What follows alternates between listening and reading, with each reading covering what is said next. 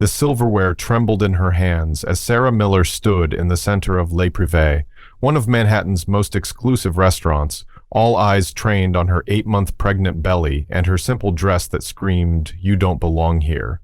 The manager's words still hung in the air like poison when a chair scraped against the marble floor. Through her tears, she saw him stand, Matt Damon, his expression changing from quiet observer to something else entirely. No one could have predicted what would happen next, or how this simple act of standing up would change countless lives forever.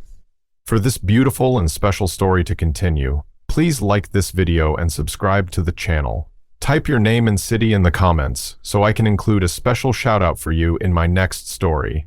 When worlds collide, everything changes.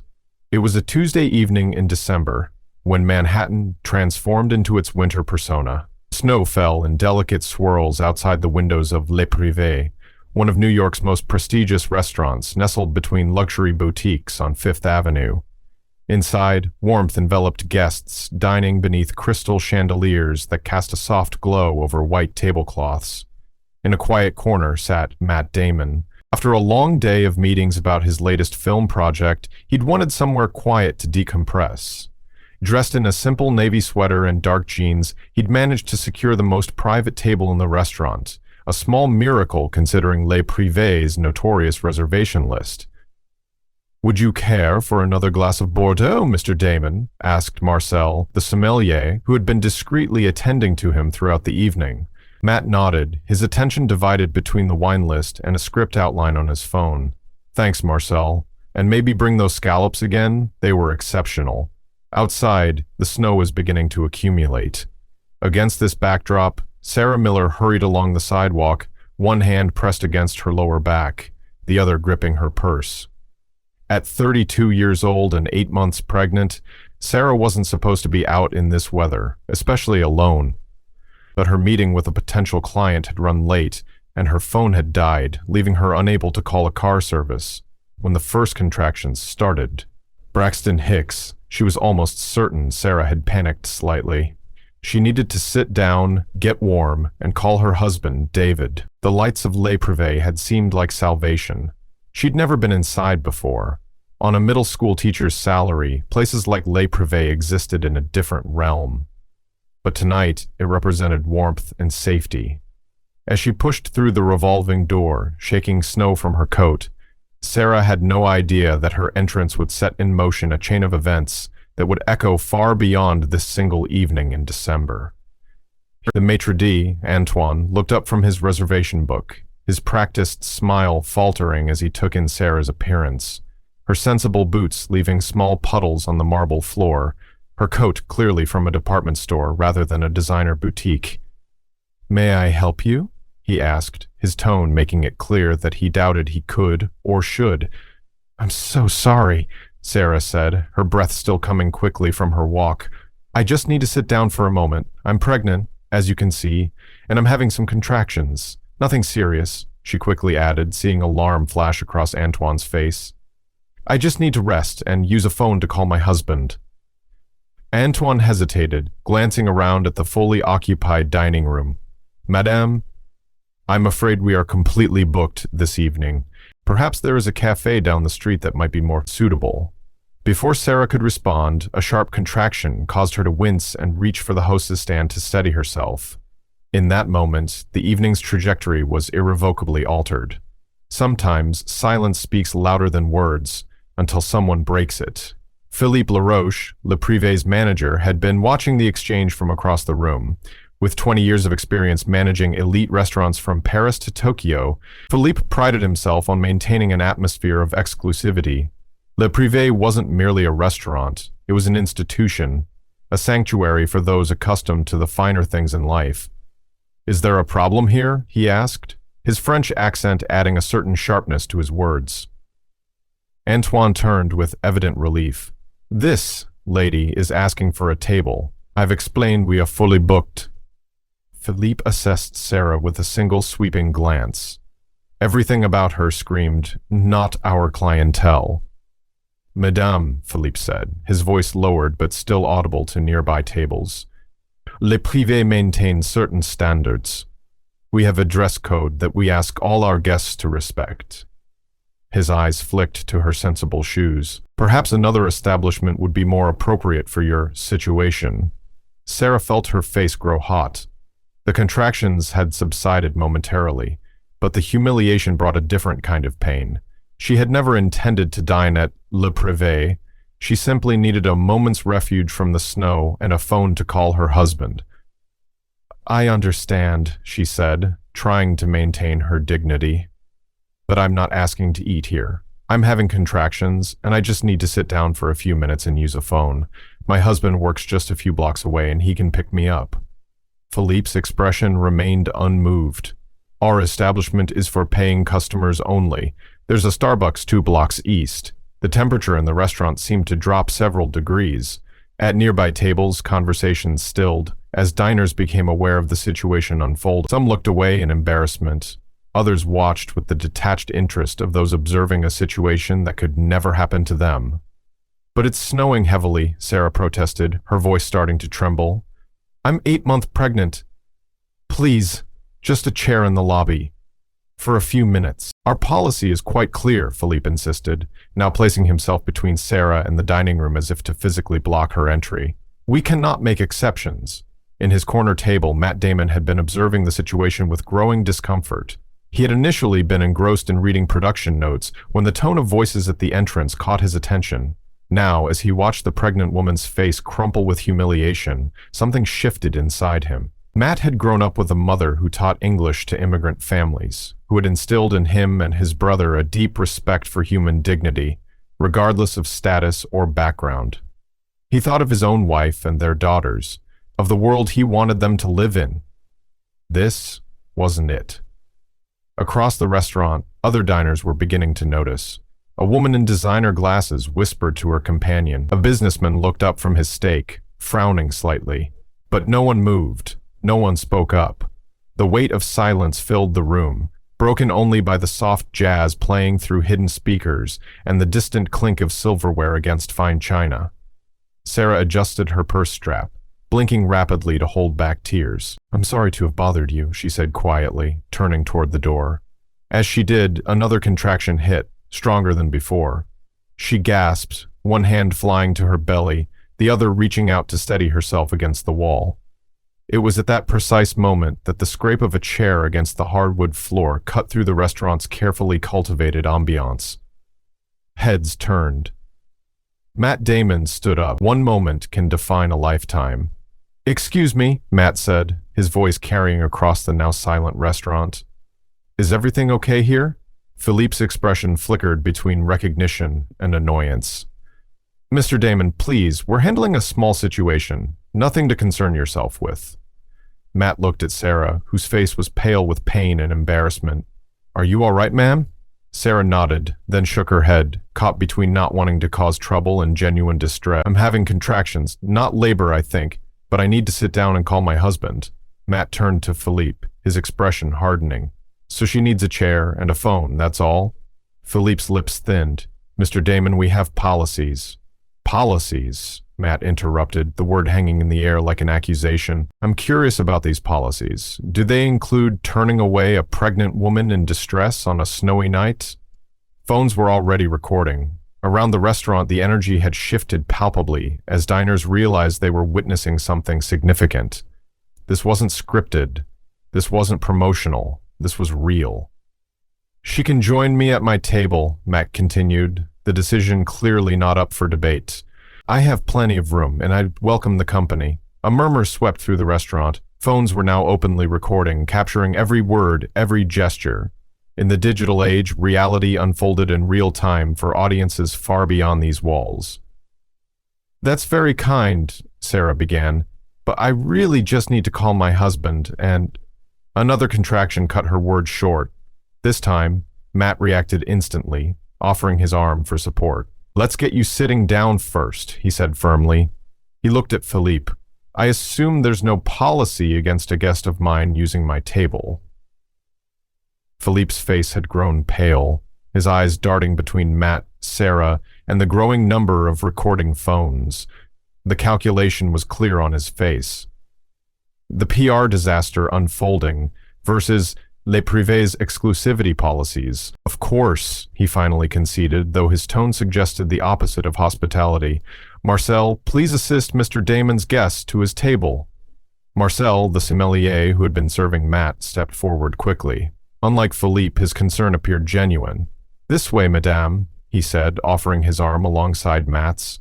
As they helped Sarah to Matt's corner table, the restaurant's atmosphere had irrevocably changed. What had been a normal Tuesday evening at an exclusive Manhattan restaurant had transformed into something that would soon be discussed on morning talk shows and social media platforms worldwide. At a nearby table, a woman in her 60s set down her wine glass with deliberate force. Felipe, she called, her voice carrying the authority of a longtime patron. I've been dining here since your predecessor was in charge. Is this truly how Le Privé treats people now? Before Philippe could respond, another voice joined in, a man in a perfectly tailored suit who had been dining with business associates. I've brought clients here for years, he said, selling them on New York's famous hospitality. I'm not sure I can continue to do so after witnessing this. The dam had broken. What had been silent discomfort became vocal disapproval as more diners began to express their feelings about what they'd witnessed. In the digital age, private moments become public in an instant. At Matt's table, Sarah sank gratefully into a chair, one hand still resting protectively over her belly. Thank you, she said simply. I don't even know what to say. Matt shook his head. No need to say anything. Can I get you some water? And here, he slid his phone across the table. Call your husband. As Sarah dialed, her hand still trembling slightly, Matt created a small barrier with his back to the restaurant, providing her a moment of privacy in a space that had just minutes ago denied her even the most basic courtesy. David? It's me, Sarah said when her husband answered. I'm okay, but I need you to come get me. I'm having contractions again. No, I don't think it's time, but Dr. Patel said to call if they got stronger. She glanced up at Matt, a small smile of gratitude crossing her face. You won't believe where I am. Le Privé on Fifth Avenue. While Sarah spoke to her husband, the digital documentation of what had transpired was already spreading like wildfire. A finance executive at a nearby table had captured the entire exchange in a series of short videos, which he'd promptly uploaded to his Instagram with the caption, "Just witnessed Matt Damon stand up for a pregnant woman being turned away from Le Privé. Respect. Real heroes do exist." Within 20 minutes, the video had been shared thousands of times. Within an hour, entertainment news sites were picking up the story. The hashtag Matt Damon Defends began trending on Twitter. Inside Le Privé, the atmosphere had transformed. What had been a typically reserved Tuesday evening had become something electric. A shared experience that transcended the usual boundaries between separate tables. Strangers were now conversing with each other, discussing what they'd witnessed, many expressing regret at not having spoken up themselves. I should have said something, a woman in her 40s admitted to her dining companion. I saw what was happening and just watched. Her companion nodded. We all did. That's what's so uncomfortable about it. Marcel had transformed from sommelier to protective guardian, bringing Sarah bread, tea, and even a small plate of fruit that hadn't been requested, but which he thought might help. He hovered nearby, occasionally intercepting curious onlookers who tried to approach the table. For her part, Sarah seemed both embarrassed by the attention and deeply grateful for Matt's intervention. The contractions had subsided somewhat and color had returned to her cheeks. I feel like I should apologize for creating such a scene, she said to Matt, who was now sitting across from her, deliberately positioned to shield her from the rest of the restaurant. Matt shook his head. You didn't create anything. You asked for basic human decency. That should never create a scene. As they talked, Matt learned that Sarah had been teaching middle school English for 9 years. She and her husband David, a graphic designer, lived in Astoria. This was their first child, a boy they planned to name James after her grandfather. Outside Le Privé, David Miller had arrived, hurrying through the snow. When he pushed through the revolving door, Antoine merely asked, "Are you Mr. Miller? Your wife is expecting you." David nodded, shaking snow from his coat. "Where is she? Is she okay?" Antoine gestured toward Matt's corner table. She's with Mr. Damon. David's expression of worry was briefly replaced by confusion. Who? Fame arrives uninvited and stays unwelcome. As David approached the table, Sarah's face lit up with relief. David! Matt stood, extending his hand to David. Matt Damon, your wife's had a bit of a rough evening. David shook Matt's hand automatically, his focus primarily on Sarah. Are you okay? The contractions? Better now, Sarah assured him, but I think we should still call Dr. Patel. They were pretty strong for a while. David nodded, then seemed to fully process who was standing beside him. I'm sorry, did Antoine say Matt Damon? As in, just a guy who happened to be here, Matt said with a smile. Your wife handled a tough situation with incredible grace. David looked between Sarah and Matt, clearly trying to piece together what had transpired. I'm not sure what happened, but thank you for helping her. I'll explain everything on the way home, Sarah said, gathering her purse. She turned to Matt. I don't know how to thank you properly. Matt shook his head. No thanks necessary. Just take care of yourself and that little guy. He gestured to her belly. And maybe someday tell him that standing up for others is never the wrong choice. As Sarah and David prepared to leave, Philippe emerged from his office. His face was a mask of professional composure, but the tight line of his jaw betrayed tension. Mrs. Miller, he said, approaching their table. On behalf of Les Privés, I would like to extend our sincerest apologies for the misunderstanding earlier. Your meal tonight would, of course, be complimentary, should you wish to stay. The offer, delivered with stiff formality, hung in the air. Sarah exchanged a glance with David, then looked back at Philippe. Thank you, she said with quiet dignity, but I think we should get home. My doctor advised rest when the contractions come this frequently. As Sarah and David moved toward the exit, something remarkable happened. A woman at a nearby table stood up and began to applaud. Then another diner joined, and another. Within moments, the entire restaurant was giving Sarah a standing ovation, not because she was a celebrity, but because she had inadvertently become the catalyst for a moment of collective conscience. By midnight, the video of Matt's intervention had been viewed over 2 million times. By dawn, that number had quintupled. Morning shows scrambled to cover the story, producers making frantic calls to secure interviews with anyone who had been present at Le Privé the previous evening. Sarah woke to find her social media accounts flooded with friend requests and messages. Her phone rang continuously. Journalists, talk show bookers, even a literary agent suggesting she might want to write about her experience. This is insane, she told David as they sat in their modest Astoria kitchen, watching her face appear on their television screen. The Today Show was running the story as their lead, showing clips from Le Privé interspersed with commentary about celebrity activism and social responsibility. You're famous, David said, half joking, half concerned. How does it feel? Sarah shook her head, one hand resting on her belly where their son was particularly active this morning. Overwhelming. I didn't do anything. I just needed to sit down. Truth becomes clearer in daylight. At Le Privé, the fallout was swift and severe. Jacques Beaumont, the owner, had flown back from Aspen on a red-eye, arriving at the restaurant before it opened for lunch service. His meeting with Philippe was brief and not particularly pleasant. You turned away a pregnant woman in distress, Jacques said, his voice controlled but ice-cold. Then you allowed Matt Damon to be the one to correct this situation, while our entire staff stood by. Do you understand the damage this has done?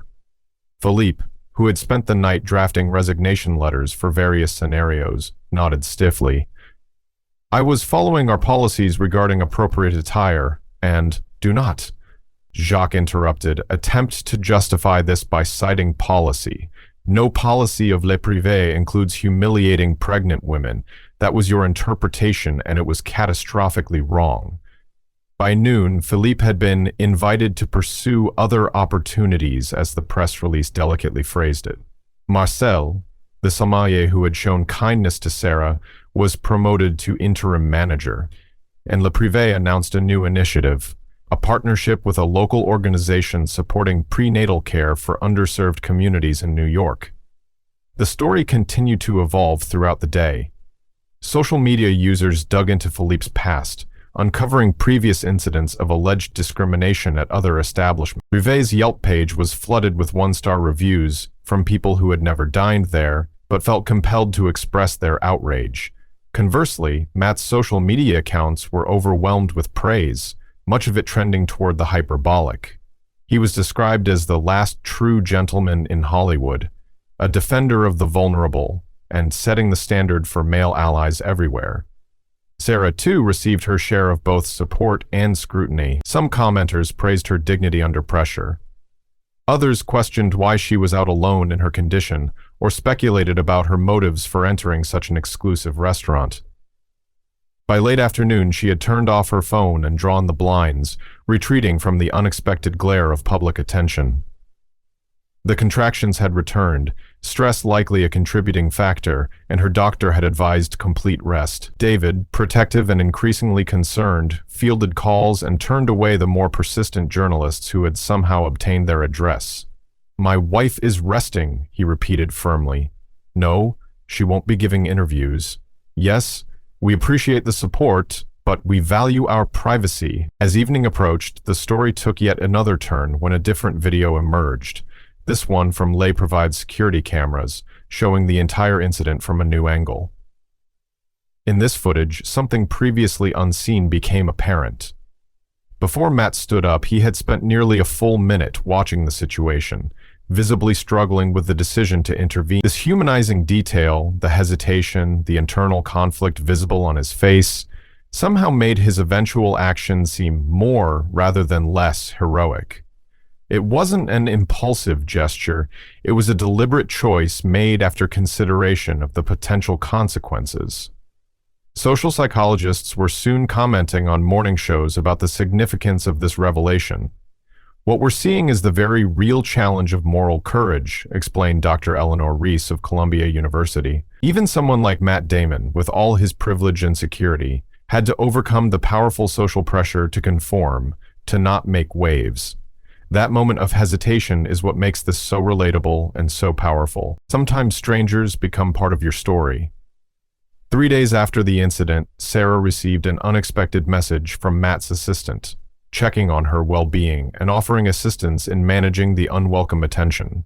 Sarah replied with gratitude, assuring him that she and the baby were fine, just overwhelmed by the sudden spotlight. What surprised her most was a follow-up email directly from Matt himself, suggesting they meet, not for publicity, but for a private conversation to process what had happened.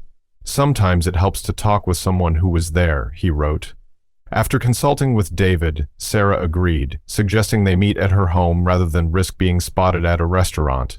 "Our apartment isn't fancy," she wrote, "but we could offer you tea and privacy," and so it was arranged that on Friday afternoon, one of Hollywood's most recognizable actors would visit a middle school teacher and her graphic designer husband in their modest Astoria apartment, a surreal development in a week already defined by the surreal.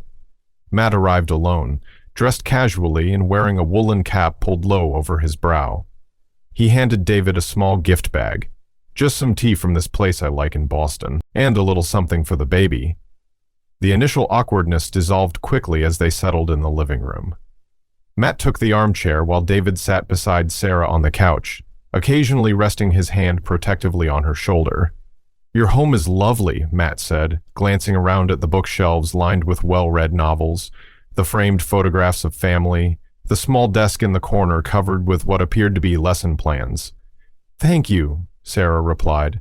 "It's not much, but it's ours. We're actually thinking of moving to a slightly bigger place before the baby comes, but real estate in New York is..."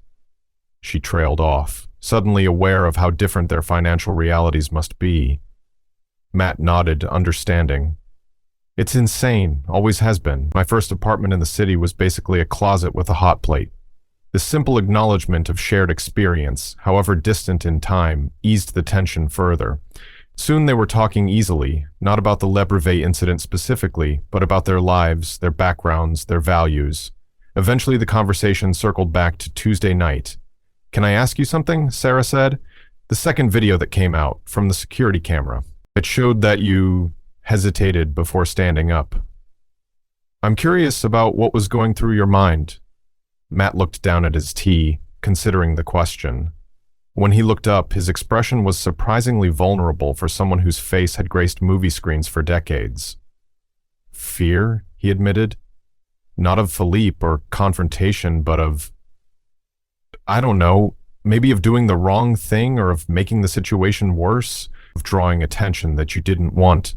And there was this voice in my head saying, "It's not your business, someone else will handle it."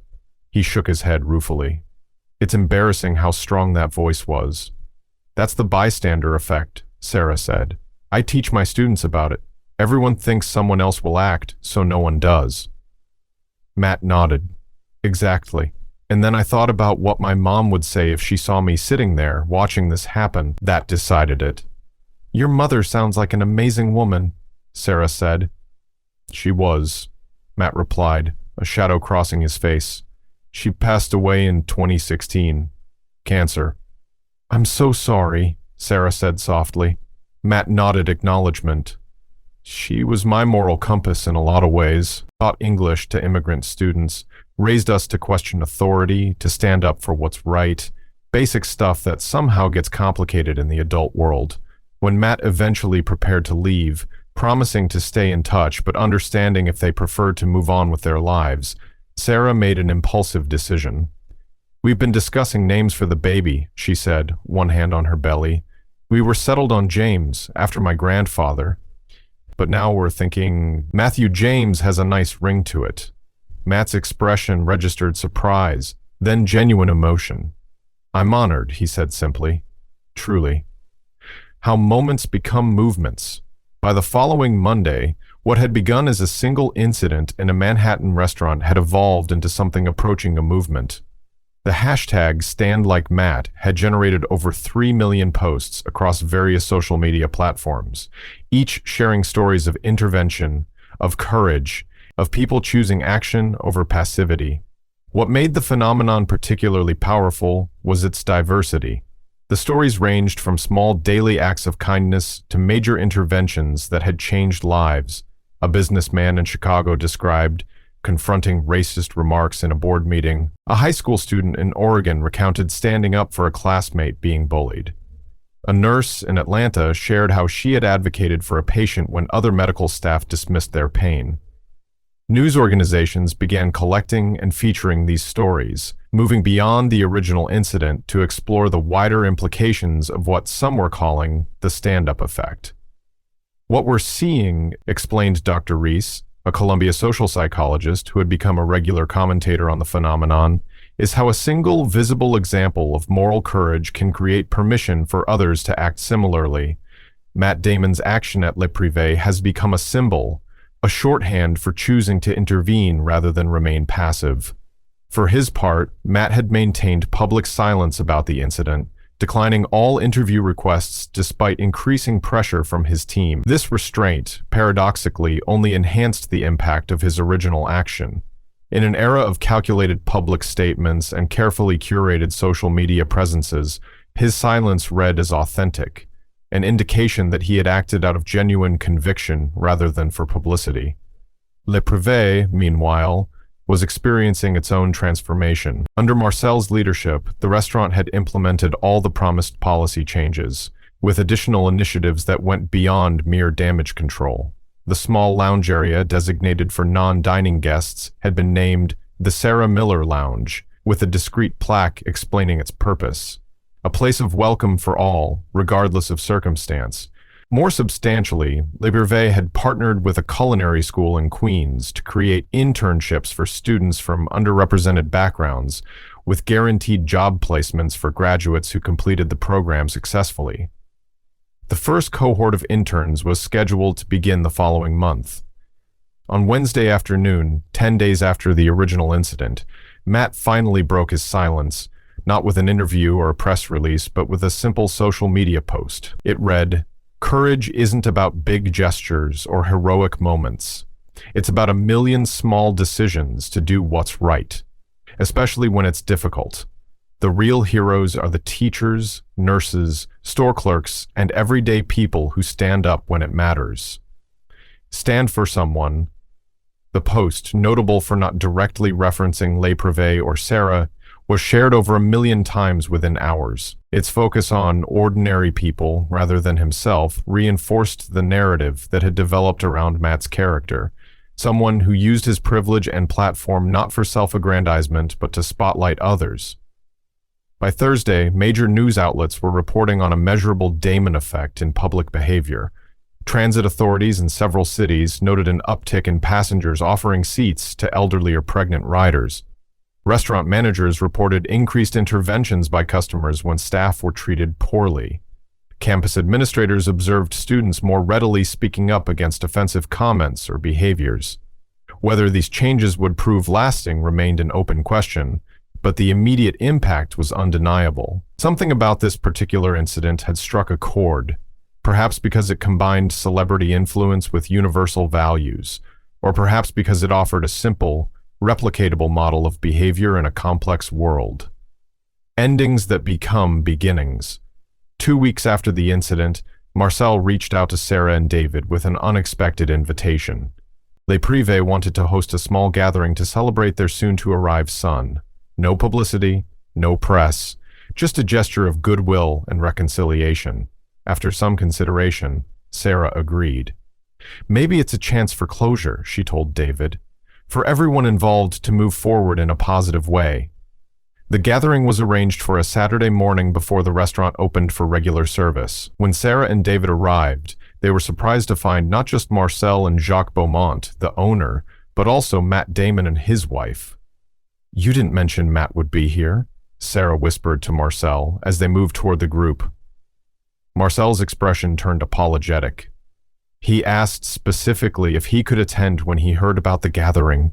"I hope that's all right." He was very insistent that it be kept casual and private. The meal that followed was unlike anything Sarah and David had experienced before. A showcase of Le Privé's renowned cuisine served with impeccable attention to detail. Marcel had researched appropriate foods for late-stage pregnancy, ensuring everything served was not only safe but beneficial. As they ate, the conversation flowed naturally, touching on everything from the imminent arrival of the baby, to changes at Le Privé, to Matt's upcoming film projects. There was an unspoken agreement to treat the incident as background rather than focus, a shared understanding that this gathering was about moving forward rather than rehashing the past. Toward the end of the meal, Jacques tapped his water glass gently with a spoon, drawing everyone's attention. "Before we move to the next part of our gathering, I would like to say something," he began, his French accent more pronounced with emotion. "What happened 3 weeks ago was a failure, not just of policy or procedure, but of basic humanity. In the hospitality business, we sometimes forget that the word hospitality comes from the same root as hospital. Places of care, of welcome, of healing." He paused, gathering his thoughts. "Le Privé has always prided itself on exclusivity. I now see that pride was misplaced.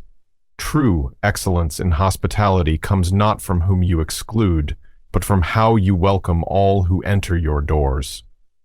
He led the small group to an area near the entrance that Sarah hadn't noticed during her previous visit. What had once been a coat check room had been transformed into an elegant small lounge. Comfortable chairs, soft lighting, a water dispenser, and a house phone. On the wall hung a discreet brass plaque that read, "The Sarah Miller Lounge, a place of welcome for all, regardless of circumstance." Sarah stood speechless, one hand automatically moving to her belly as if to steady herself. "This space," Jacques explained, "is dedicated to anyone who needs a moment of rest or assistance. Pregnant women, elderly guests waiting for their parties, anyone who needs accommodation that doesn't involve a full dining experience. Our staff are instructed that this area is to be available at all times, no questions asked, no purchase required." As the gathering concluded, Marcel presented Sarah and David with a small package. "A gift for young Matthew James," he explained. "Something to commemorate his part in this story." Inside was a sterling silver baby spoon, engraved with the baby's name and a simple inscription, "For one who inspired change before he even arrived." Matt pulled Sarah and David aside for a private word. "I wanted you to know," he said quietly, "that I've started a small foundation. Nothing flashy, no press releases or galas, just a fund to support teachers like you, Sarah, who are making a difference in kids' lives every day. Your experience inspired it." The story continues. 2 weeks after the gathering at Le Privée, on a crisp March morning, Sarah went into labor. The contractions began around dawn, gentle at first, then gradually increasing in intensity until there was no mistaking what was happening. "It's time," she told David, who immediately transformed from sleepy husband to alert father, to be moving with the focused efficiency of someone who had rehearsed this moment countless times in his mind. By the time they reached the hospital, Sarah's contractions were 4 minutes apart. They were immediately ushered into the maternity ward, where Dr. Patel was waiting, having anticipated potential delays due to the weather. The next 6 hours passed in a blur of pain, determination, and finally, at 2:17 p.m., the miraculous sound of their son's first cry, strong and indignant, as if protesting the brightness and cold of the world outside his mother's womb. 7 pounds 9 ounces, the nurse announced as she placed the swaddled infant on Sarah's chest. Perfect in every way. Sarah looked down at her son's face, the delicate features, the shock of dark hair, the tiny fist already reaching up as if to grab hold of life itself. "Hello, Matthew James," she whispered. "We've been waiting for you." In the quiet hours that followed, as Sarah rested and David made the necessary phone calls to family and friends, news of Matthew James Miller's arrival spread quickly through their circle. Flowers began arriving at the hospital room from Sarah's colleagues at school, from David's clients, from neighbors and friends, and then came deliveries they hadn't expected. A handcrafted wooden rattle from Jacques and Colette Beaumont, an exquisite baby blanket from Marcel and the staff at Le Privée, and most surprisingly, a first edition copy of The Little Prince, with a simple note: "For Matthew James, may you always see with your heart, Matt and Luciana Damon." How did they even know, Sarah wondered, touching the book's cover with reverent fingers. David shrugged, equally mystified. "I may have sent a text to Marcel. I didn't expect all this." When Matthew James was 6 weeks old, they received an invitation they hadn't expected. Le Privée was hosting a small, private celebration for the launch of the scholarship program Jacques had established for culinary students from underrepresented backgrounds.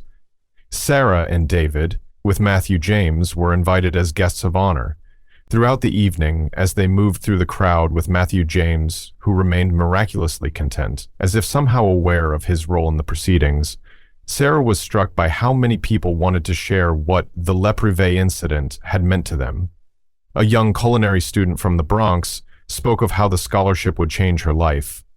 A restaurant owner described revising his own establishment's policies. A social worker explained how she used the story in training sessions on intervention. At one point, Matt Damon cradled the infant in his arms, speaking softly to him as if they were old friends catching up. "Hey there, Matthew James," he said. "You've got quite a story to tell someday, you know that?" The baby gurgled in response, one tiny hand reaching up to grab Matt's finger with surprising strength. The moment, captured discreetly by David on his phone, would become one of their favorite photographs. Not because it showed a celebrity holding their child, but because it captured a human connection that transcended the usual boundaries of fame and ordinary life. As the evening drew to a close, Jacques invited everyone to raise their glasses in a toast. "To new beginnings," he said, "to standing up when it matters, and to young Matthew James Miller, may he grow up in a world where kindness is the norm rather than the exception." Later, as they made their way home with their sleeping son, Sarah reflected on the strange, wonderful journey of the past 4 months. What had begun as a moment of humiliation had evolved into something profound. A story not just about a pregnant woman and a famous actor, but about the power of individual choices to create ripples of change. In the coming years, as Matthew James grew from infant to toddler to child, they would share this story with him in age-appropriate ways. They would tell him about the scholarship program that continued to provide opportunities for young culinary students, about the Sarah Miller Lounge that remained a fixture at the restaurant, about the lasting friendships that had formed from that unlikely beginning. Most importantly, they would teach him what they had learned themselves, that sometimes the most powerful thing a person can do is simply stand up when it matters. And Matthew James would grow up carrying this story as part of his own, a reminder that even before he took his first breath, he had already been part of something meaningful, something that had touched lives far beyond his own family circle. It was, Sarah thought as she gazed at her sleeping son, a pretty good way to begin a life. Thank you for listening to this special story. If you enjoyed it, please remember to like, subscribe, and share with others who might appreciate it. Your support means the world to me. Until next time, take care and remember, sometimes the simplest act of standing up can change lives forever. See you in the next story.